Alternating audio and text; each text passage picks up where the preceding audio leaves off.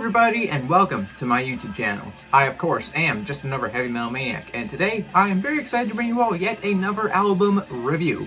So, today I'm going to be discussing none other than the newest studio offering from Machine Head entitled Unatoned. So, this released on the 25th of April 2025, which is today actually, and this is the 11th studio album from this Oakland, California-based groove metal slash thrash metal slash kind of new metal act, I guess you could argue, at least at a certain point in their career. I personally, for me, just getting into some of my kind of personal history with this band. I am a Machine Head fan. I actually do really like this band. They were definitely one of my big gateways into heavier music. I got into Machine Head around the same time as I got into other bands, like other kind of big groove metal bands. Like I got into Pantera, big time obviously, and Fear Factory, which, you know, if you like Pantera and Fear Factory, you probably also should like Machine Head because they are inherently very similar to one another. And I still love at least a few albums in Machine Head's back catalog. Like their debut album, Burn My Eyes, one of the most essential 90s metal albums in my opinion. I love that album. Like the song Davidian alone is still like one of my favorite songs ever. I also love The Blackening is amazing. Unto the Locust is really good as well. But of course, as any Machine Head fan will know, this band is one of the most inconsistent bands in metal, honestly, just because the quality of their releases varies so wildly. Like, it's a real roller coaster with this band because they have some really strong albums, like all the ones I just mentioned, but then they have some really not good albums at all, like flat out bad albums, like Supercharger and Catharsis are just flat out terrible albums in my opinion.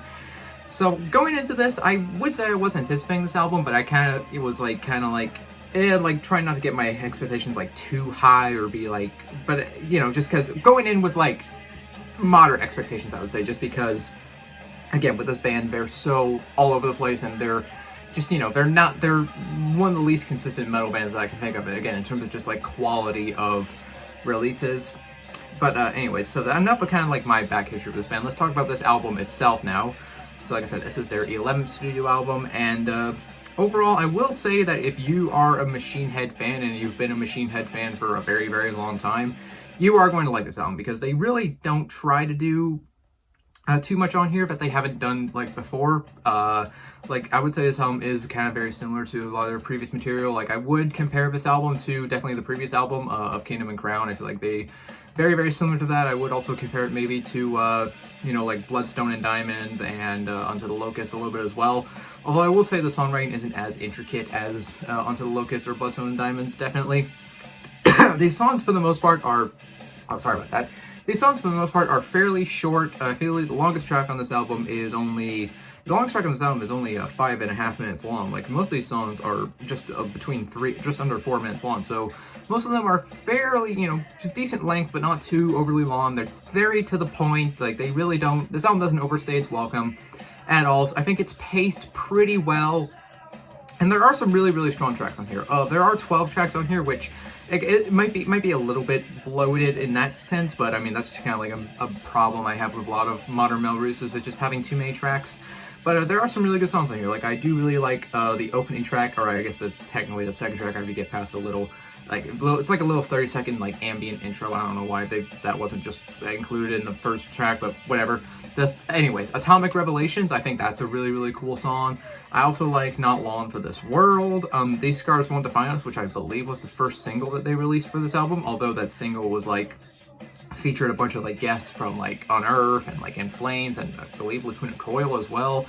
So yeah, that song was just like a big collaboration initially. This is just like, this doesn't have all those guest stars on it. This is just, you know, Machine Head singing the song. I do also really like the song Bleeding Me Dry as well, which is the longest track on here, 5.5 minutes.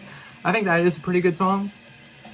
Now I will say, I think this album, compared to a lot of their previous material, isn't as aggressive, which this band has always kind of had those kind of two sides, where they've had the side which is just, you know, them being balls to the wall, flat out aggressive and just, you know, very heavy, but then they have also this other side to them where, you know, they have really great melodies, which that's kind of always been a thing with Machine Head. They've always been really great at writing good melodic sections and, you know, big catchy sing-along choruses. Like, you know, you look back to albums like The Blackening, you think of that giant chorus and, you know, the song like Halo, which is still like one of my favorite songs of all time. I love that song, possibly my favorite Machine Head song. But anyways, I'm getting sidetracked. So yeah, this band has always definitely had that kind of balance between like just their aggressive, harsh side and their more melodic, clean side.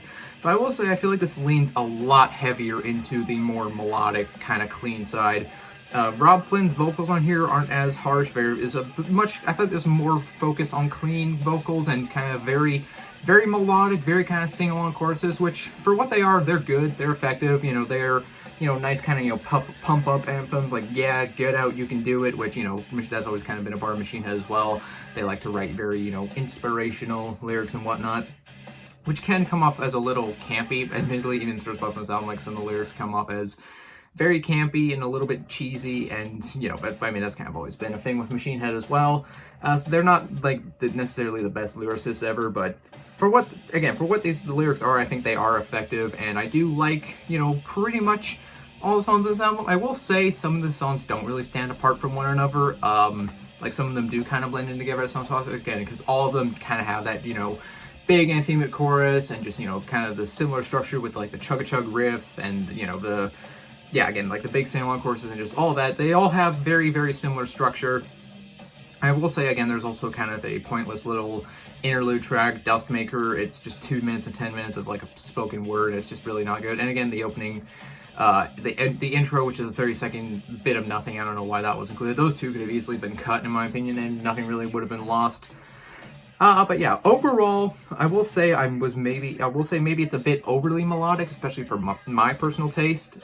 Because again, I like when this band is melodic, but I also really like when this band is just flat out heavy. Like again on Burn My Eyes, like they're just a flat out heavy fucking band, and yeah, so a little overly melodic, but for what this album is, I think it is pretty good, and I do like it.